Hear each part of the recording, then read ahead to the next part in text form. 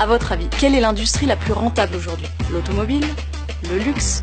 L'armement? Eh bien non, c'est l'industrie du médicament. 950 milliards d'euros de chiffre d'affaires l'année dernière. Et devinez quel pays en est l'un de ses plus gros clients? Eh bien oui, c'est la France. Championne du monde de la consommation d'anxiolytiques et suffisamment haute sur le podium dans la consommation d'antibiotiques pour qu'on en vienne à se poser cette question. Mais qu'est-ce qui nous a rendus aussi malades? Alors, face à la malhonnêteté de certains laboratoires qui font du profit sur notre santé, on a décidé de vous donner 5 raisons pour lesquelles il faut absolument arrêter d'enrichir l'industrie du médicament. Alors premièrement, une grande partie des médicaments aujourd'hui sur le marché est complètement inutile. Ça c'est pas moi qui le dis, ça a été démontré par de nombreuses études et par de nombreux médecins comme le Dr Evan dans son livre qui estime lui que 80% des médicaments est complètement inutile. Dans les médicaments inutiles, il y a deux choses. Il y a d'abord des médicaments tout à fait inefficaces et qui n'ont donc aucune raison d'être sur le marché, surtout à des prix élevés. Mais il y a aussi des médicaments efficaces et même très efficaces qui sont inutiles parce qu'ils sont prescrits à des malades qui n'en ont aucun besoin. Deuxièmement, les laboratoires utilisent l'expertise de certains médecins pour inventer de toutes pièces des maladies qui n'existent pas. Ça fait très théorie du complot et pourtant, ça existe. Ça s'appelle le façonnage de maladies. Une de ces maladies inventées qui est l'ostéoporose. À savoir que l'ostéoporose, c'est comme les rides sur la peau ou les cheveux blancs, c'est le vieillissement. C'est pas une maladie, c'est l'évolution normale de l'espèce humaine, ou de dire de toute espèce. Les chiens aussi font de l'ostéoporose. Mais il n'y a pas que l'ostéoporose, il y en a beaucoup d'autres, de maladies complètement inventées, de la dysphorie prémenstruelle des femmes, le syndrome d'hyperactivité avec beaucoup d'attention des enfants, et puis pour moi, et pour beaucoup d'autres aux États-Unis et en Angleterre, l'histoire grotesque du cholestérol qui tient absolument pas la route. Un rapport de l'IGAS, l'Inspection Générale des Affaires Sociales, estime que les laboratoires dépensent en moyenne 25 000 € par an et par médecin pour les influencer.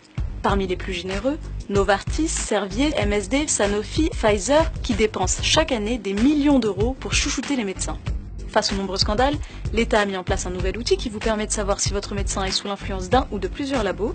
Il suffit d'aller sur ce site et de taper le nom de votre médecin et vous verrez tous les avantages qu'il a perçus. Troisièmement, les industries pharmaceutiques préfèrent élargir le nombre de malades pour vendre plus de médicaments plutôt que de réellement les soigner. C'est ce qu'on en vient à penser quand on voit qu'au fil des années, plusieurs seuils de diagnostic ont été manipulés pour faire plus de profit. Je m'explique. Le seuil de diagnostic, c'est ce qui apparaît sur votre prise de sang et qui détermine si vous êtes malade ou pas. Par exemple, on était pendant des années considéré comme malade quand on avait un taux de 240 mg de cholestérol par litre de sang. Ce taux a été réduit de quelques milligrammes, passant de 240 à 200, ce qui a augmenté le nombre de patients de, tenez-vous bien, 42,6 millions, soit une augmentation de 86% et un marché en or pour les laboratoires. Quatrièmement, les laboratoires s'enrichissent en spéculant sur leurs brevets et en vendant leurs molécules à des prix exorbitants. Prenons un exemple concret, le laboratoire américain Gilead. Son médicament, le Sovaldi, lui a permis de réaliser en un an 12 milliards d'euros de bénéfices, et ce au détriment de nombreux patients à travers le monde qui n'ont pas eu les moyens de se soigner.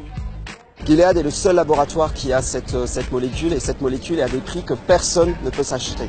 En France, chaque malade soigné avec ce médicament coûte 41 800 € à la sécurité sociale. Aux États-Unis, 77 000 €. Mais ce médicament vendu à 500 € l'unité en France ne coûte que 7 € au Bangladesh, pays très pauvre qui, face à l'urgence sanitaire, a décidé de copier cette molécule pour la vendre à des prix raisonnables et soigner sa population. Alors pourquoi est-ce qu'on ne fait pas la même chose? La situation est inacceptable parce que la France avait justement, de longue date, depuis près de 60 ans, une disposition légale. Le gouvernement déclenche ce qu'on appelle une licence d'office, en anglais Non-Commercial Governmental Use, une utilisation à des fins non commerciales par le gouvernement, eh bien ces dispositions, d'autres gouvernements, et je pense à celui de la Malaisie, très récemment, en septembre dernier, 2017, n'ont pas hésité à l'utiliser. Elle payait 12 000 $ le même traitement dont nous parlons contre l'hépatite C au laboratoire Gilead, et elle ne pouvait pas soigner à ce prix-là les 500 000 personnes affectées par le virus de l'hépatite C en Malaisie. Elles ont donc déclenché cette licence d'office et elles ont pu recourir à une version générique à 300 $. Elles ont divisé par 40 le prix. Ce qui nous amène à notre cinquième et dernier point pour lequel il faut absolument arrêter d'enrichir les industriels du médicament. La France en est l'une des principales victimes. On ne peut pas dire qu'ils sortent que l'industrie pharmaceutique française sorte des médicaments innovants depuis quelques années. Donc, moi j'avais fait les calculs sur une liste emblématique en France qui s'appelle la liste des médicaments onéreux. Et donc, En gros, 70% des dépenses sur cette liste étaient le fait de laboratoires américains, les Anglais, la Suisse. En fait, ces trois-là, on a 70% des dépenses en France. Alors, qu'est-ce qui pousse les autorités politiques et sanitaires françaises à faciliter un tel marché? Les intérêts financiers sont énormes.